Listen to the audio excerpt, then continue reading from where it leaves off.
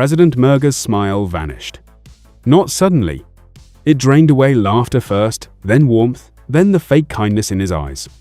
Through the viewport, Onapa's red star collapsed in agonizing slow motion, spiraling inward like a wound closing on itself. The children stood frozen. Murga kept his back to them. Malmida isn't just a planet, he said, calm as stone. It sits at the crossroads of 3 major trade lanes. Control it, and you control half the galaxy's commerce. Dagim crossed his arms. We don't care about your trade wars. I know. Murga turned. The smile was back sharper, colder. But others do. And you 4? You're perfect symbols. Survivors of elsewhere. Witnesses to a dying star. The Council calls you hope. Lydia met his stare. What do you actually want? He stepped closer. Simple. You go on record. Say I rescued you, protected you from total annihilation. In return, the Council hands Malmida back to me. Mahlet's voice cut through. You want to use us. A line, Murga corrected smoothly. No, Lydia said. The word hit like a slap. Murga blinked. No? We're not your propaganda. We want to go home. To Malmida? To Earth. His eyes hardened. You have no idea how fragile everything is right now. Then explain it. Your leverage, Lydia. With you endorsing me, I stabilize the region. Without me, he gestured at the dying star, more worlds burn. Dagim stepped in front of her. Not our problem. Murga's mask finally dropped. Very well. A console chimed, sharp, urgent. Nasir, the floating service orb, projected a hologram. Galactic Council seal. President Murga. Confirmation. The boy Kidus has been taken into proximity with the Destroyer of Worlds. The air turned to ice. Lydia's heart slammed against her ribs. Taken? Dagim whispered. Murga didn't flinch. Location? Within observable range of the core. The hologram winked out. Eden started crying quietly. Marlet's voice shook. He's with that thing? Lydia stared at Murga. What happened to him? In stellar collapse, Murga said evenly, survival probability is effectively 0. No, Dagim snapped. Lydia said nothing, because deep inside she knew Kidus wasn't gone.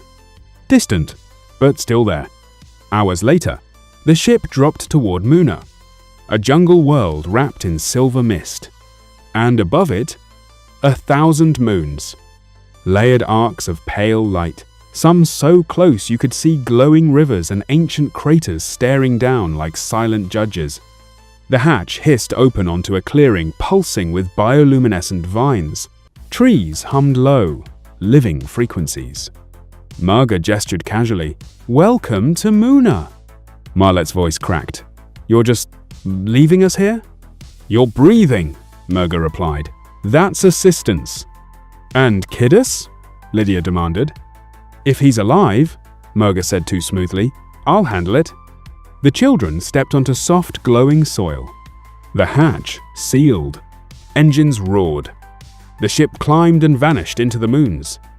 Marlet stared after it. He abandoned us. Lydia didn't move. He needed us. We said no. High above, the 1,000 moons watched in silence. Elsewhere in the dark, Murga's ship slipped into a forbidden gravitational corridor. Darkness swallowed everything. Then the destroyer appeared vast, uncontained, bending starlight into screaming spirals. And floating before it, Kidus. Still, hollow-eyed, grief carved into his face. Murga activated the external projector, Kidus. The boy turned slowly. They're gone, he whispered. The star collapsed, Murga said gently. Yes. I begged it to stop. I begged. The destroyer loomed behind him, silent. Murga chose his words carefully. What if collapse doesn't always mean the end? Kidus's gaze sharpened. What? Evacuation folds. Survival anomalies.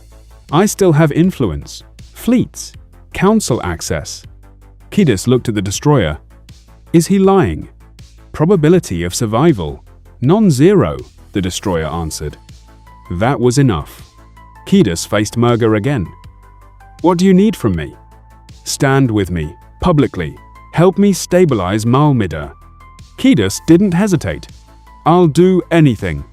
Behind him, the destroyer stayed silent. Because Murga never told him the truth, the others were already safe. Alive. Under the 1,000 moons of Muna, Kiedis wasn't bargaining for their lives. He was bargaining for Murga's power. Night fell on Muna.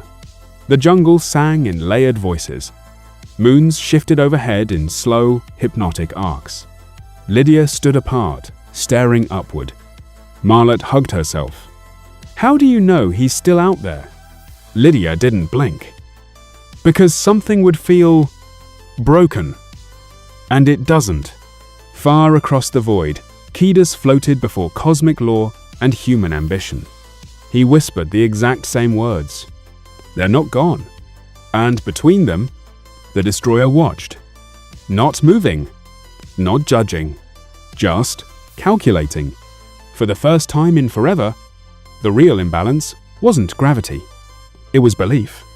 And belief has weight.